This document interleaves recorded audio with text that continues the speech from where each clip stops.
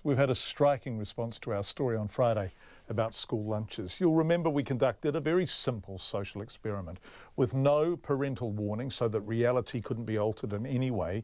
We visited a decile 1 and a decile 10 school to see what the children were having for lunch. What we found was that more than half of room 3 at Mangari's Kingsford Primary, 15 children, didn't have anything to eat. No morning tea, no lunch, nothing. Now that shocked many of you, judging from your feedback and the number of viewings the story's had. Over 200,000 viewings on our Facebook page alone since it went to air. And also the response the charity Kids Can received. Here's Zach Fleming to explain. A special delivery, thanks entirely to public generosity. On Friday, we told the story of lunchtime at Kingsford Primary in Mangere, a decile 1 school.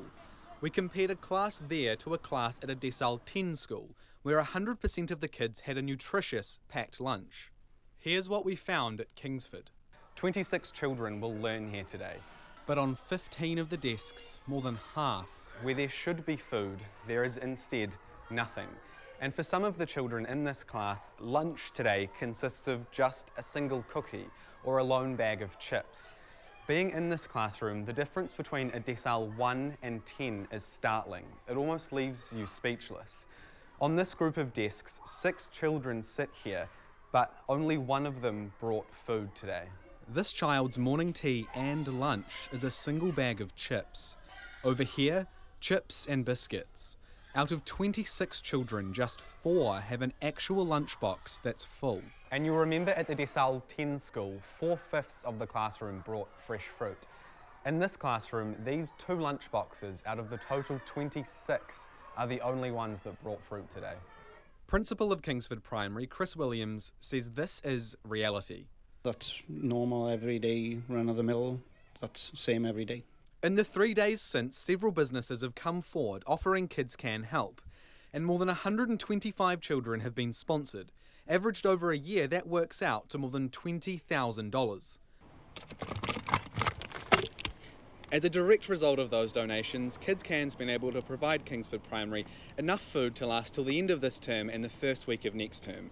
Then after that, they're fully signed up online and they can order as much food and essentials as they need going forward. And so we have got 2 cars full of food here today, and 2 cars, yes, and we would like very much your help to unload it if you're happy to do that. Are you guys happy to do that? Yes! 2 full carloads emptied by 6 eager helpers. Today's delivery means children at Kingsford won't go without lunch anymore.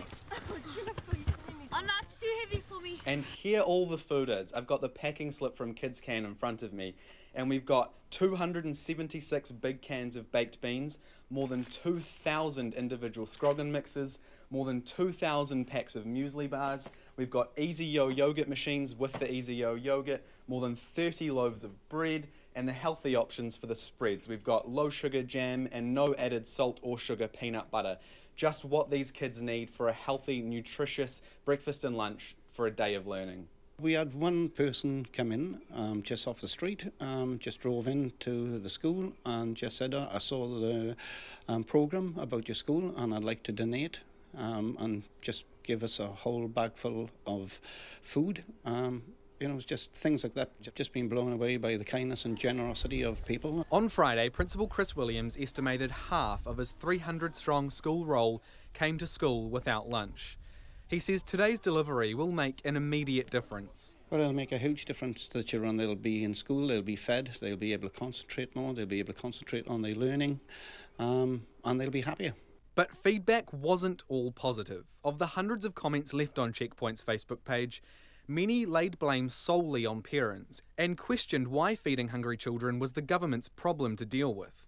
If you can't afford to feed and clothe your kids, stop breeding. Oh, please. Now we have to feed other people's children? Useless parents, that's all. Too lazy, spent money on alcohol, drugs, blah, blah, blah. It's not hard to put warm clothes and shoes on a child, give them a lovely brekkie and pack a nice filling lunch for them. I cannot believe how judgmental some people are in this country. This is about the children. It's not about judging the parents who are doing in most cases, the best that they can for their children. And I think people need to really wake up and take a good look at themselves, because in my world, it's not okay for children to go hungry. That's Julie Chapman, Kids Can's CEO. I've worked in this organisation for 12 years. I know that it is not all parents that are doing the wrong thing. And when you've got, in the case of this school, up to 150 children coming hungry, you cannot tar all the parents with that brush. Most of them are doing the best they can with what they have. I was talking to Julie in the teacher's staff room where the food shipment was taken.